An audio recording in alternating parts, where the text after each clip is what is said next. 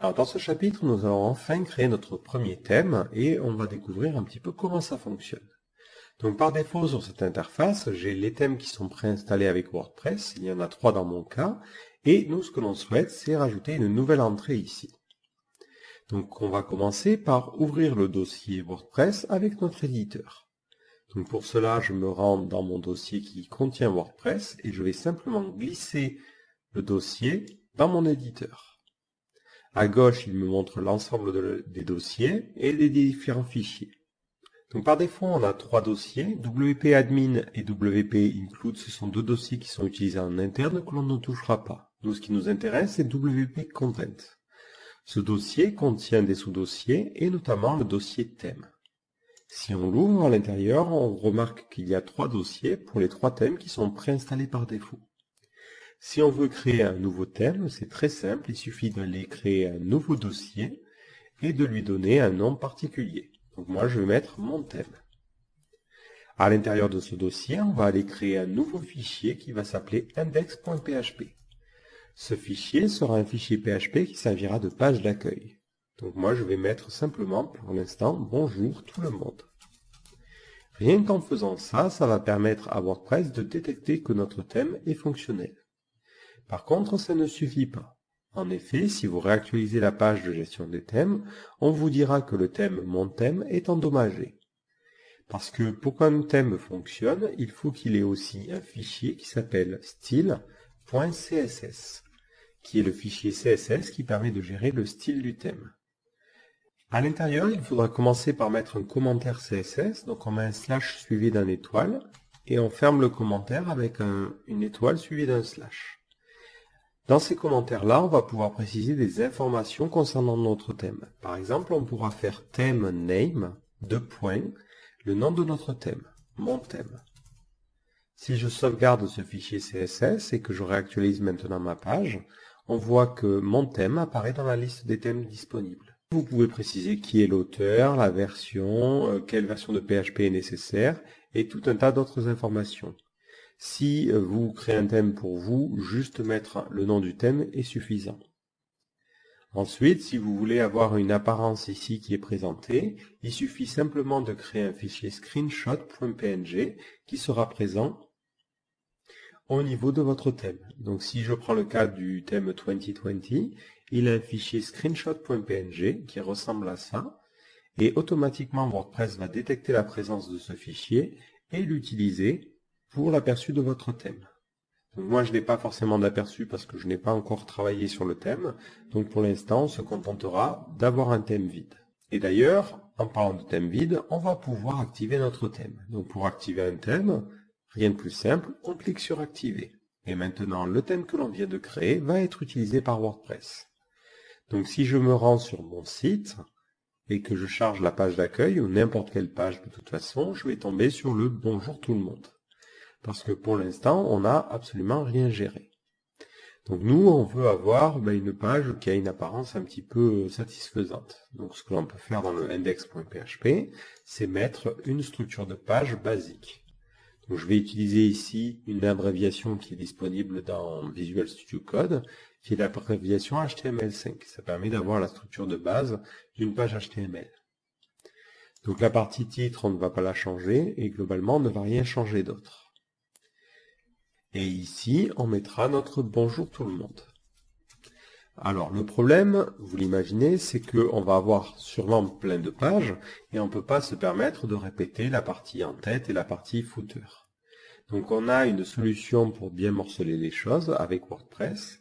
On a 2 fonctions très intéressantes qui sont les fonctions getHeader et getFooter. Donc, avant votre contenu, plutôt que de mettre manuellement la partie en tête, vous allez mettre un appel à la fonction getHeader. Donc mon éditeur ici détecte cette fonction et me propose de l'autocomplétion. Donc ça c'est plutôt intéressant.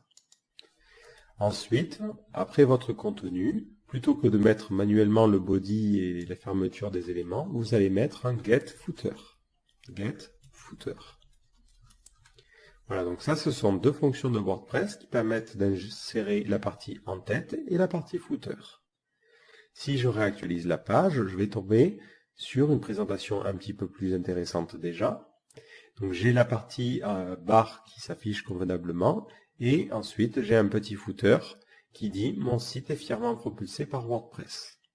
Donc ça, c'est une en-tête et un pied de page qui est automatiquement mis par WordPress si vous ne précisez rien. Et ça ressemble un petit peu à ça. Si vous souhaitez les changer, c'est évidemment ce que l'on veut faire, il faudra créer un nouveau fichier dans mon thème qui va s'appeler header.php et qui devra contenir tout le contenu à mettre avant la page. Donc moi, par exemple, je vais reprendre la partie HTML5 et on s'imagine qu'on s'arrête là. La partie bonjour tout le monde va être ici. Pour le footer, on fera la même chose. On va créer un nouveau fichier qu'on va appeler footer.php. Et à l'intérieur, on mettra juste la fermeture du body et la fermeture de l'HTML. Pour l'instant, on n'aura absolument rien. Si je réactualise la page, je retombe sur ma page basique, mais dans la partie code source, je vois bien que j'ai les en-têtes, mon contenu, le footer. Donc c'est la première chose qu'il faudra nécessairement faire lorsque vous allez travailler sur WordPress, c'est morceler avec header, footer et index.php. Alors le problème maintenant, c'est que avec cette modification, on a perdu la part d'administration. C'est un petit peu dommage.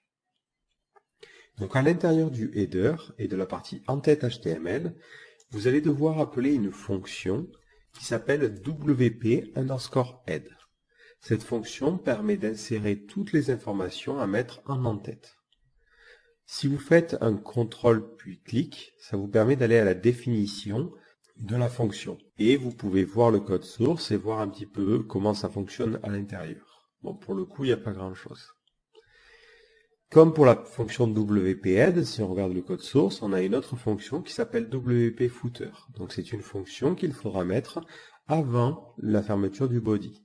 Donc, pas de souci, on va aller dans la partie footer et avant la fermeture du body, on va appeler cette fonction wp_footer. Maintenant, si je réactualise ma page, je vois que automatiquement l'en-tête a bien été remise et ça fonctionne. Maintenant, on va retirer la partie titre parce qu'on aimerait bien que le titre soit dynamique, parce qu'on aimerait bien que ça utilise le titre que l'on a configuré au niveau de notre site. Et de la même manière qu'on va sur article, si je veux afficher cet article-là, j'aimerais bien avoir le nom de l'article. Ça devrait être « Bonjour tout le monde » à ce niveau-là. Donc je vais retirer la partie title, mais si je regarde dans la partie code source, la fonction wp_head ne rajoute malheureusement pas le titre. Donc pour rajouter des fonctionnalités à notre thème, il va falloir spécifier ce que l'on supporte. Donc on va découvrir une nouvelle fonction qui s'appelle add theme support. Donc cette fonction, elle permet de rajouter le support de certaines fonctionnalités.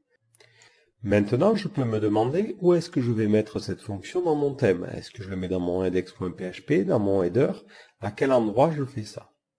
Donc il y a un autre fichier qui est essentiel au niveau de la création de thèmes, c'est le fichier functions.php.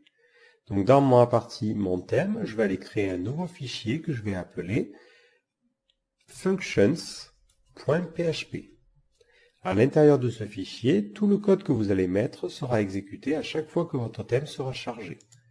Donc moi par exemple, je peux ici ouvrir PHP, utiliser la fonction add_theme_support et je vais mettre en premier paramètre la feature. Donc on remarque que mon éditeur complète les choses et me propose un accès rapide à la documentation. Donc c'est ça qui est intéressant avec l'extension IntelliFence. Donc je vais taper ici title-tag et c'est tout. Maintenant, si je réactualise la page qui contient mon article, je vois bien que ça met « Bonjour tout le monde ». Si je me rends sur la page d'accueil, ça mettra, alors c'est ici, mon site, un site utilisant WordPress, ce que j'ai paramétré au niveau des réglages principaux de mon thème. Donc avec cette fonction add_theme_support, on va pouvoir indiquer ce que supporte notre thème.